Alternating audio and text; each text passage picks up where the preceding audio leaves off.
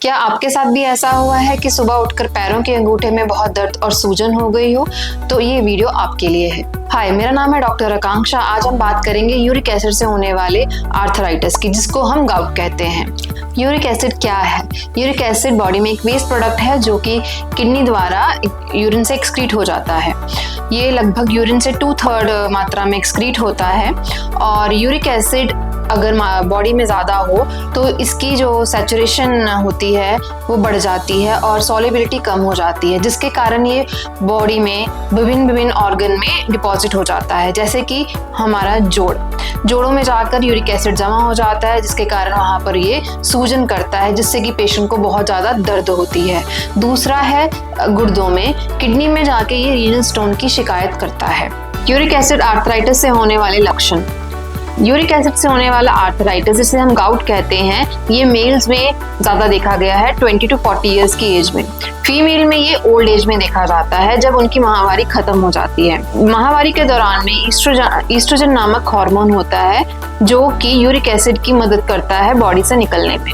जैसे ही माहवारी खत्म होती है, ईस्ट्रोजन हार्मोन कम हो जाता है और यूरिक एसिड बॉडी में डिपॉजिट होना शुरू हो जाता है, जिसके कारण कि हमारे फीमेल में गाउटी आर्थराइटिस, जिसको हम यूरिक एसिड का होने वाला आर्थराइटिस बोलते हैं, वो ओल्ड एज में देखा जाता है। कौन कौन से जॉइंट इसमें इन्वॉल्व होते हैं? सबसे पहले जो बहुत ही कॉमन जॉइंट इन्वॉल्व होता है वो है पाँव के अंगूठे।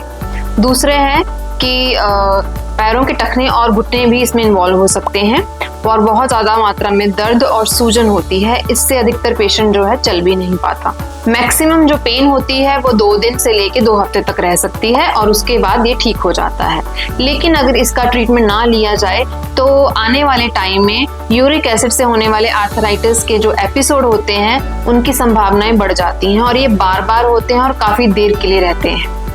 अब हम बात करते हैं कि किन पेशेंट्स में और कैसे ऐसे रिस्क फैक्टर हैं जिनमें कि यूरिक एसिड वाले आर्थराइटिस होने की अधिक संभावना होती है। सबसे पहले है मेल।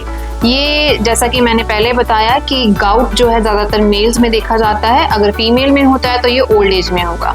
दूसरा जेनेटिक्स, फैमिली हिस्ट्री में भी ये रन करता है। तीसरी चीज़ है कि डाइट में जैसे अल्कोहल है या फिर रेड मीट अगर पेशेंट का सेवन ज़्यादा है तो उनमें भी अधिकतर ये पाया जाता है। चौथा है मोटापा के साथ साथ ही बीपी, शुगर की समस्या, जो कि सब लिंक्ड हैं इस यूरिक एसिड से बढ़ने से और गाउटी आर्थराइटिस से। चौथा है किडनी की प्रॉब्लम, क्योंकि अगर गुर्दे में से मैल नहीं निकलेगी तो यूरिक एसिड की एक्सक्रीशन नहीं हो पाएगी, इसके कारण की बॉडी में वो बढ़ा रहेगा। और छठा है सोरियासिस के कारण। और कुछ ऐसी दवाइयां हैं जिसके कारण कि यूरिक एसिड हमारी बॉडी में बढ़ सकता है। यूरिक एसिड का इलाज, तो इसको हम 2 पार्ट्स में डिवाइड करते हैं। एक है हमारा एक्यूट आर्थराइटिस और दूसरा है क्रॉनिक आर्थराइटिस। एक्यूट आर्थराइटिस, जिसमें कि पेशेंट बहुत ही दर्द और सूजन के साथ आता है, इसमें हमारा मेन मकसद होता है पेशेंट की पेन को कम करना। इसके लिए हम एंटी इन्फ्लेमेटरी ड्रग्स यूज़ करते हैं, जिसमें हमारे पेन किलर्स आते हैं। दूसरी है हमारी क्रॉनिक आर्थराइटिस को ट्रीट करना, जिसमें कि हमारा मकसद होता है कि पेशेंट को बार बार इस आर्थराइटिस से फ्लेयर ना हो, बार बार दर्द और सूजन ना हो। इसके लिए अलग ट्रीटमेंट होता है।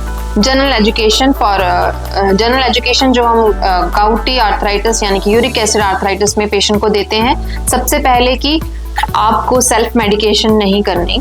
दूसरा, अर्ली से अर्ली रूमेटोलॉजिस्ट को दिखाएं।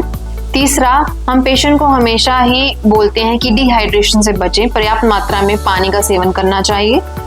चौथा है कि हमें सी फूड से परहेज करना चाहिए। उसके बाद आता है कि हमें जो रेड मीट है, जो ऑर्गन मीट है, उसको अवॉइड करना होगा, फिश को अवॉइड करना होगा।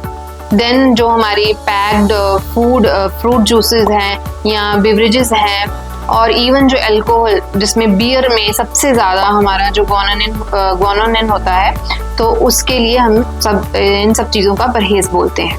और लास्ट में आता है वेट रिडक्शन, और इसमें हम पेशेंट के लिए फिजिकल एक्टिविटी भी प्लान करते हैं। किन चीज़ों का सेवन हम एनकरेज करते हैं? सबसे पहले है ग्रीन लीफी वेजिटेबल्स, दालें, फ्रेश फ्रूट्स जिसमें कि सिट्रस की क्वांटिटी ज़्यादा हो, जैसे कि मौसम्मी है, इवन संतरा हो गया, या फिर लाइमन जूस भी हम प्रेफर करते हैं। और एग का सेवन हम एनकरेज करते हैं।